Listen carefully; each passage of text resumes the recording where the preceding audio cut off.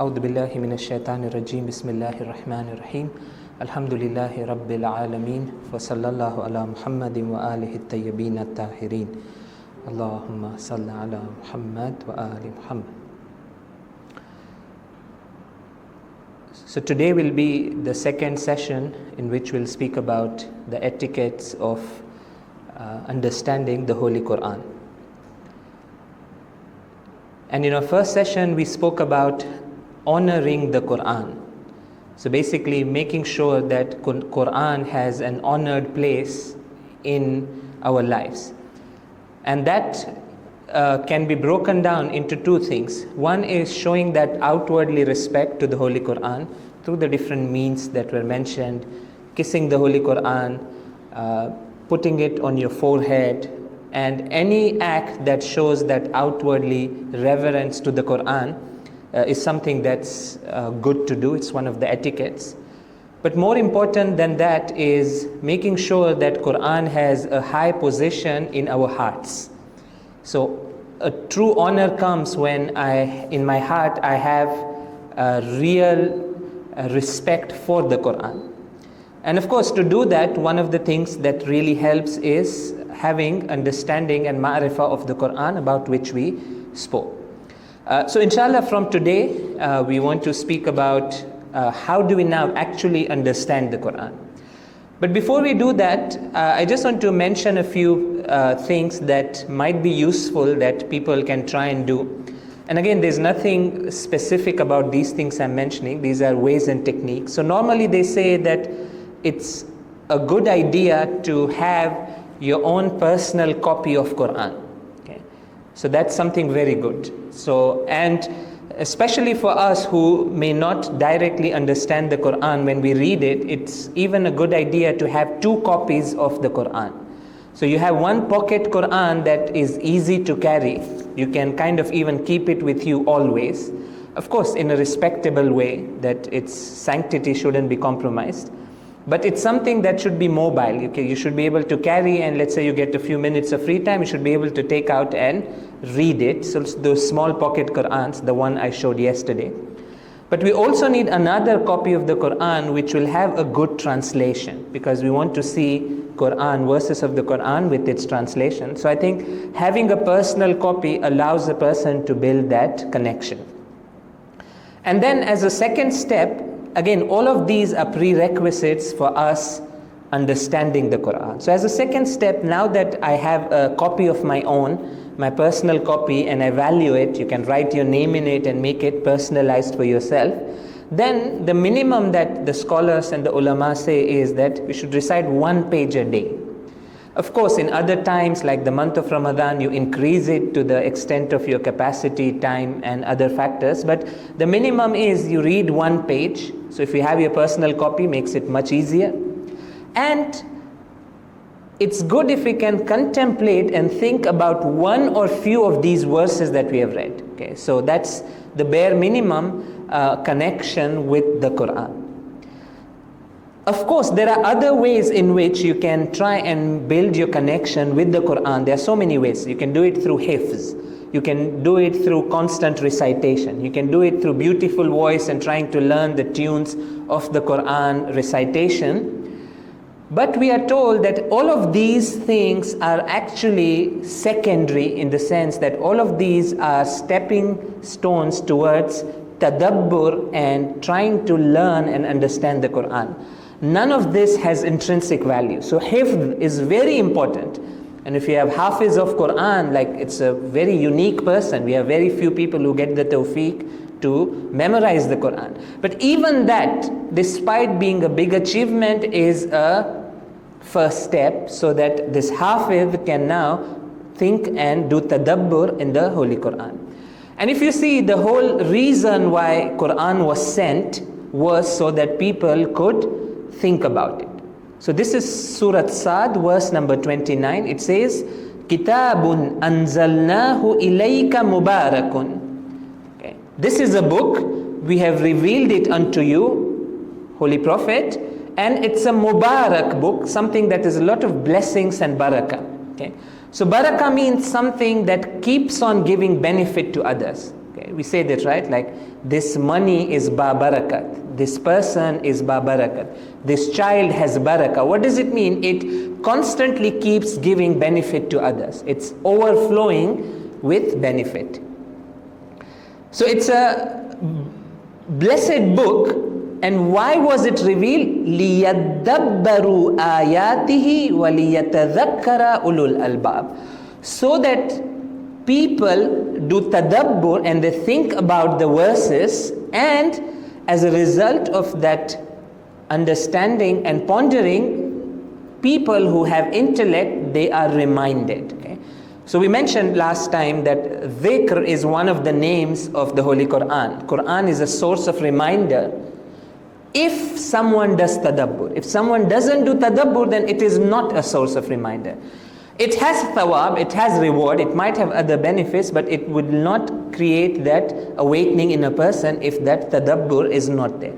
And this idea has been emphasized a lot in our scriptures and the traditions that we have. Ala la khayra fi qira'atin la tadabbura fiha. This is from Amirul Mu'mineen. He's saying, be warned that there is no goodness in that recitation which is not accompanied by tadabbur and contemplation. It has no goodness.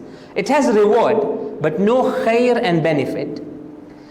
And in one of those du'as that we have from Imam Sadiq alayhi salam, where this is one of those du'as to be recited before the recitation of the Holy Qur'an. So one sentence of that is, La taj'al qira'ati Qira'atan la tadabbura fiha. Oh Allah, do not make my recitation a type of recitation which has no tadabbur in it.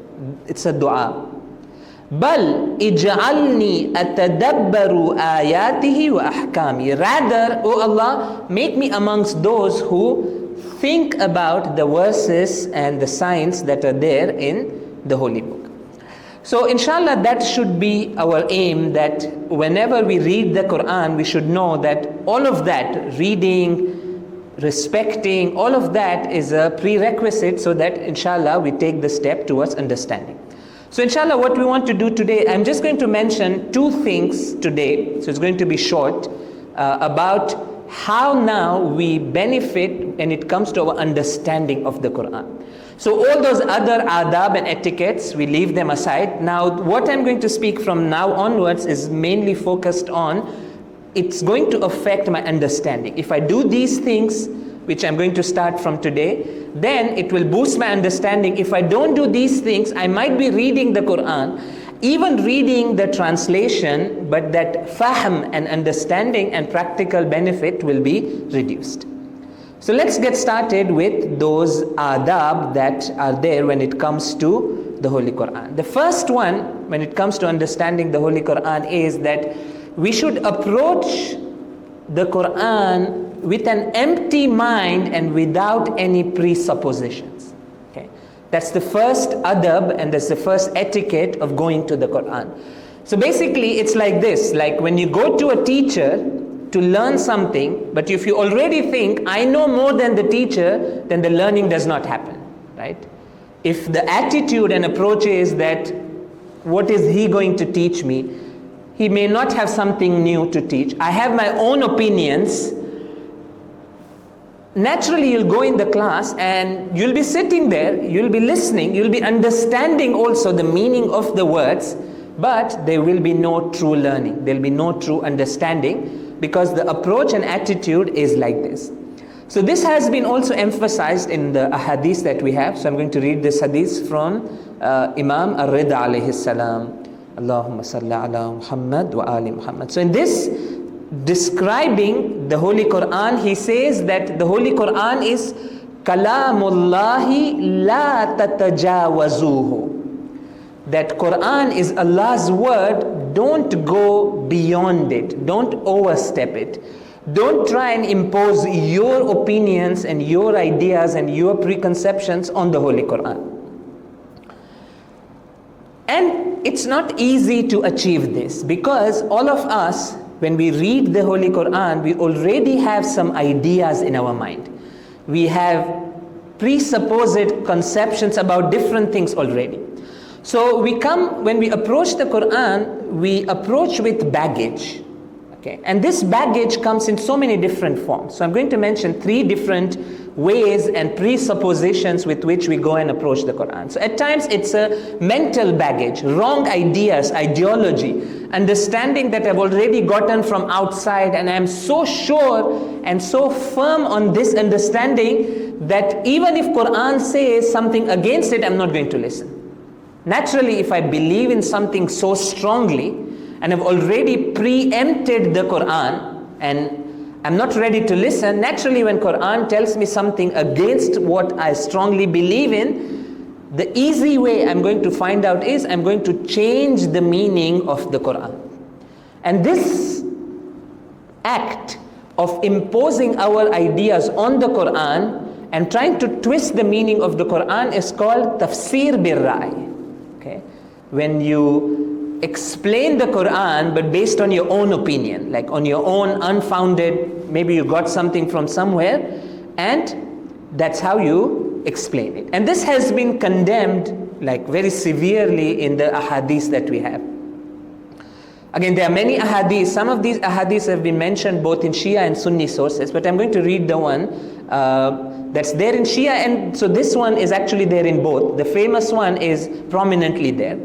So this is a hadith Qudsi. So hadith Qudsi is word of Allah but narrated to us through the Holy Prophet or the Imams, other than the Qur'an. So Qur'an is also word of God, but in our ahadith we have a small number that's hadith Qudsi. So in one of those we read, Ma amana bi man fassara bi ra'yihi kalami. So Allah is saying, whoever imposes his opinion on my words, on my Qur'an, he does not have Iman. Okay? So a person kind of leaves the fold of Iman if he starts imposing his opinion on the Qur'an. And historically, mashallah, we have had so many groups doing that. Okay? And a lot of trouble that we see in the early history of Muslims, you see these fringe groups amongst Muslims, you see the reason why they splintered from the Muslim Ummah was that some of them had ideas and they would impose that on the Qur'an. Okay? So for example, again, these are just examples. So there would be a group of, for example, let's say Sufis. And again, Sufism is something that we need to discuss separately. It's not all negative. Okay? It's something that needs to be spoken, which I'm just giving an example. There would be some Sufis who would have some ideas of their own that they had borrowed from other places, and then they would impose those ideas on the Qur'an. They'll say this verse of the Holy Qur'an is actually speaking about this. Okay? Or just to give a very extreme example of how this works is, in our contemporary times, is that example of Rashid Khalifa, who was a man, I think maybe Turkish or Pakistani origin, living in the United States, and he came up with this idea that Qur'an has a code of 19. Okay, so he made up these calculations, very attractive, very like, a lot of people were impressed. I think 18 or 19, I'm forgetting right now. So he made up this whole thing and he showed, for example, this word repeats 19 times. This word repeats multiples of 19, and he made a whole system. And he was saying that Qur'an is encoded mathematically with this like number 19 or 18 now, I don't remember. And then what happened was that in one place, one verse was causing trouble. It was disrupting his 19 plan. Okay? So this is like, now he was so adamant on this idea that Qur'an has this thing of 19 that he came to a position where he deleted a verse from the Qur'an. And then things became worse. So if I remember correctly, he even claimed to be a prophet, and it led to a lot of trouble. Okay, this is around 20, maybe 30 years ago. Again, this is an extreme example of people having their ideas and then you impose on the Holy Qur'an. So when we read the Holy Qur'an, one of the things that stops us from understanding the Qur'an is that I already formed my opinion, and now I read the Qur'an and I try to reconcile with what I already know. So we have to be careful. We have to make sure that what I am learnt before is accurate. If what I've learnt before is not accurate and it's not matching with what Qur'an is saying, it should raise alarm, and I should put it that in my research box, something that I want to go and find out more about. I shouldn't decide either way because things can become very tricky. This is one example of how we carry this baggage, and at times even unknowingly might impose things on the Qur'an. Sometimes some people carry emotional baggage when they come to the Holy Qur'an, because they already have some emotions very strong in them. When they read the Qur'an, they really find it very hard to accept. Okay?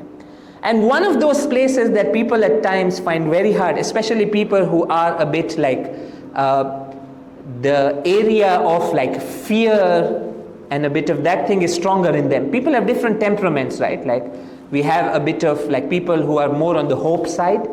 There are some people who are more on the fear side. And each of these can lead to trouble. If someone has too much hope, they might become reckless and careless. If someone has too much fear, they might lose hope and they might give up. So ideally, we're supposed to have a balance between hope and fear. So we have ahadith that tell us have 50-50.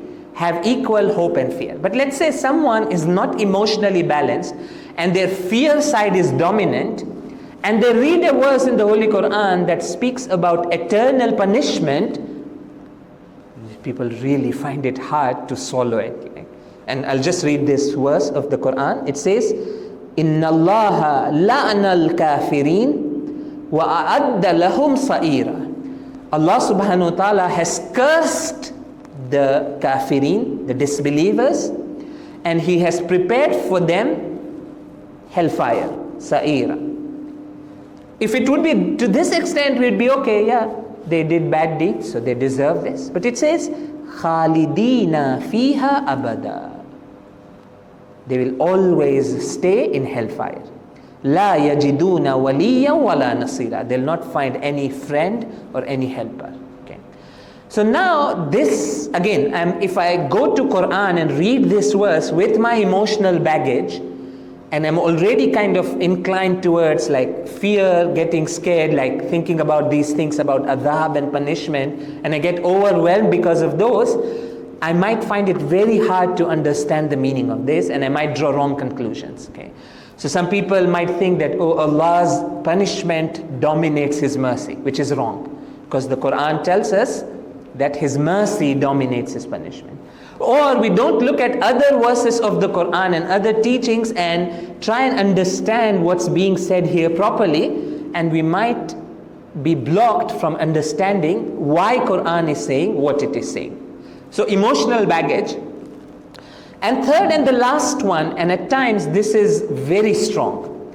So mental baggage and emotional baggage, you can put it away. How do you put it away? When you're reading the Qur'an and you're reciting the translation, you remind yourself, I'm not assuming anything, I'm okay emotionally, I'm not going to be, and I read it impartially and critically. Okay, of course with the right method, which we'll speak about.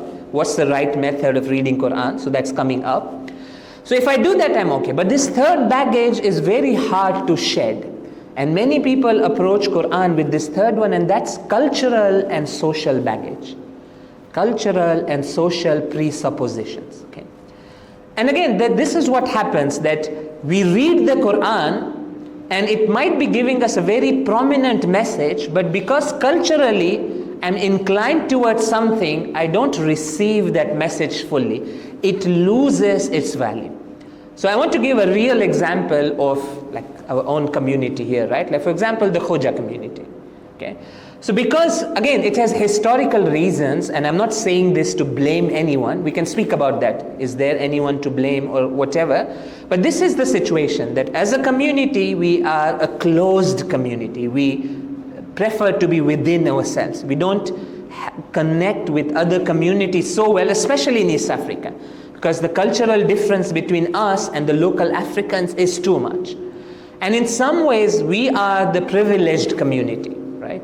In terms of financial, like privileges, culturally, the sophistication we have, the organization, resources, we are more advanced than them. So naturally what happens is that we build these unsaid boundaries between us and others. And this baggage carries over when you try and understand the Qur'an, and it kind of blocks our understanding of the Qur'an. So I'm going to give you an example, this famous verse of the Qur'an, which is recited so many times. So it says, Ya ayyuhan nas inna khalaqnakum min dhakarin wa untha. O people, it's speaking to all the people. It's not speaking to believers. Ya ayyuhan nas. We created you from one man and one woman. Right? So all of you go back to a single source. وَجَعَلْنَاكُمْ شُعُوبًا وَقَبَائِلًا. But we divided you into nations and tribes and ethnicities. And that's how we are divided, right? Khoja is one ethnicity, Africans is another. Amongst them they have different ethnicities and ethnic groups and tribes. But Qur'an says we did this just so that لِتَعَارَفُوا, so that with these differences you can get to know each other, you can work with each other. Inna akramakum indallahi atqakum. The true value in Allah's eyes lies with someone who has taqwa. Inna Allaha alimun khabir. And Allah knows everything. Like, you can have a community that's financially privileged, but that doesn't mean they meet the standard. If a financially privileged community doesn't meet the standards of taqwa, in Allah's eyes they will be at the position of their taqwa. Allah has no like family relationships with anyone, right? Like, because we are a rich community, therefore Allah has more favors on us. So in Allah's eyes, everybody is equal. But because we carry this baggage, generations into generations, we read this verse, it doesn't click us too strongly. It doesn't hit us that a lot of things we may be doing is actually wrong, right? This verse is trying to break some of the barriers that we have created, but this verse is not understood in this way. So if someone would truly read the meaning of this verse and do tadabbur, they would realize that this verse can revolutionize how we manage our community relationship, and things will change. What blocks it? It's our cultural mindset, our social mindset, and again, it's all unsaid. We are not taught these things. We just learn all of these through our environment. So this is a baggage that we carry that hampers our understanding.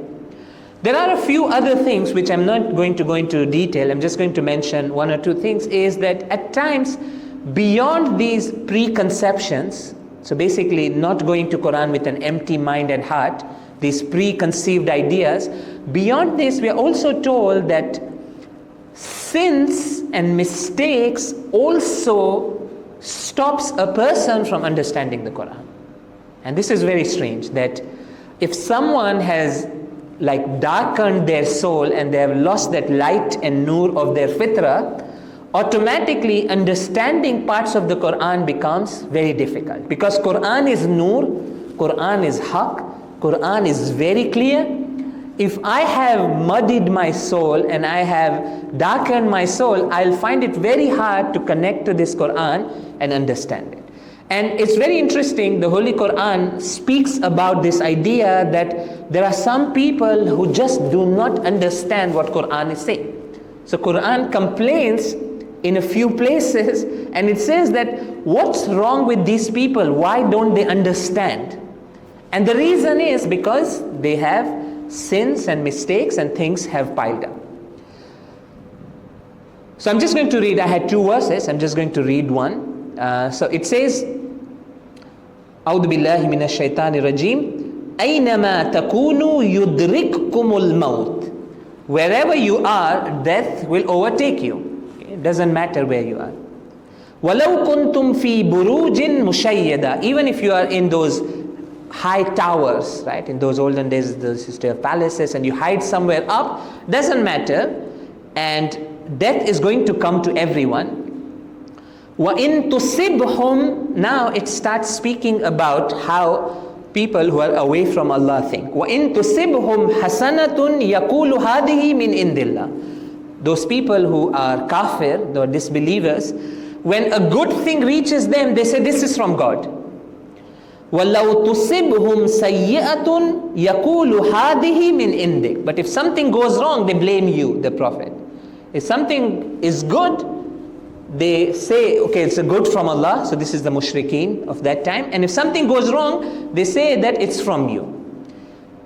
Then the Quran says, Kul, kullun min indillah. I mean, both is from Allah. Like, even if something goes right, it's connected to Allah. If something even goes wrong, it's part of Allah's system. So Allah is trying to explain this in the Quran, but in the end it says, فَمَا لِهَؤُلَاءِ الْقَوْمِ لَا يَكَادُونَ يَفْقَهُونَ حَدِيثًا. The Quran says that, again, I'm paraphrasing in my words, that look, I'm trying to explain to you that you have a misunderstanding. This is Quran, it's trying to explain to you the haqq, but the Quran says, what is wrong with these people? مَا لِهَؤُلَاءِ الْقَوْمِ. What's wrong with these people? They do not understand Quran. Okay. So kufr and these kind of things, mistakes and sins also are something that hamper understanding of the Holy Quran. So inshallah, this was one thing that, although it had different sections to it, and I just have one small thing which will finish in a few minutes. So this is the first, if I summarize everything, it's very simple, in words at least, is that the best way to understand the Quran is to try and go to the Quran with as empty mind as possible. What I mean by empty mind is not you leave behind those right things you have learned. If you see you have any preconceptions that are not justified, maybe you just learned something somehow, someone told you something, or emotionally you are feeling something, or socially or culturally you are brought up in a certain way, we keep all of that aside. We have to remind ourselves that that doesn't matter, and then with a clear mind and heart we go to the Quran and say, tell me what you have to teach me. So that's the first step. If someone manages to do that, then you can go to the second step, and again I'm just going to explain it very briefly, and that is, so this is the second point from today's discussion, is that now when you start reading the Quran, you have to imagine that whatever the verse you are reading, you are actually in that position and you're experiencing it. Okay. I don't want to use this word, but just to explain I'm using this, you have to kind of role play. Okay. So basically, if there is a verse speaking about paradise and Jannah and the blessings, you have to imagine that you are receiving those blessings and you seek those blessings. You put yourself in a position that you really want to reach paradise. Same thing, if you're reciting the verses of punishment and hellfire, you imagine in your mind that what if I end up in that situation? What if I truly end up in hellfire? What would happen to me? And that would naturally bring out this emotion that when we imagine ourselves to be achieving paradise, our shauq and liking for paradise will increase. We'll say that, if this is so amazing, I want it, so we'll do dua for paradise. And if we imagine ourselves to be in that situation of punishment and hellfire, we feel that, oh Allah, protect me from something like this. And again, this is not from me, that this is one of the ways we relate to the Quran. This is there in our hadith. So I'll read this hadith from Imam Sadiq alayhi salam. Allahumma salli ala Muhammad wa ala Muhammad. So he says, Yambagi limay yaqra'ul Quran. It's recommended. Yambagi means recommended. It's suitable. Again, what this means, it's one of the etiquettes. Like, it's not wajib, but it will allow you to benefit more from the Quran. Whoever reads the Quran, it's recommended for him, إِذَا مَرَّ بِآيَةٍ مِنَ الْقُرْآنِ فِيهَا مَسْأَلَةٌ أَوْ تَخْوِيفٌ. If you pass by a verse of the Quran in which there are two types of verses. In one, you're asking for good things and paradise, and there are verses that scare you and put fear in your heart about the hellfire and the punishment. When you pass by these verses, Imam says it's recommended أَن يَسْأَلَ اللَّهَ إِن ذَلِكَ مَا يَرْجُو. At that same time, you put yourself in a position and you ask Allah, and you say that, oh Allah, give me this. So you recite description of paradise, you use that opportunity to ask Allah. وَيَسْأَلَهُ الْعَافِيَةِ مِنَ النَّارِ وَمِنَ الْعَذَابِ. And if you pass by a verse of the Quran that speaks about punishment and it's trying to scare us and bring about that fear about the hereafter, then you put yourself in that position and you seek refuge in Allah from the punishment. You ask Allah to give us protection and afiyah from this situation. So this is again a very simple kind of thing. And as I mentioned in my first session, all of these etiquettes that are being described in the first stage and for a good amount of time, the way to practice those is you just have to remind yourself mentally. Because it's not that it will automatically come. Yes, for people who are at high levels of spirituality, when they read the Qur'an, they are automatically like this. Okay? They go, they humble themselves before Qur'an, they don't impose their views, they feel like Allah is talking to them. When they read the verses of punishment, they actually feel that they are in that state. Okay? But that's a very high station that people reach when you actually experience those things. For us at our levels, it comes through mental reminders. We constantly tell ourselves through reminders and a bit of practice. Inshallah, slowly and gradually these aadaab and these etiquettes become a part of our connection with the Holy Qur'an, and slowly and gradually you see that that benefit that Qur'an is going to give us in terms of it being the light and guidance and nur, inshallah, slowly and gradually those also can start coming in our lives. So inshallah, we pray to Allah subhanahu wa ta'ala that He gives us the tawfiq, inshallah, to understand these teachings that we have in the Qur'an and the Ahlul Bayt. And inshallah, through these teachings, He allows us to strengthen our connection and our understanding of the Holy Qur'an. Wa akhiru da'wana alhamdulillahi rabbil alameen. Wa sallallahu ala Muhammadin wa alihi at-tahirin.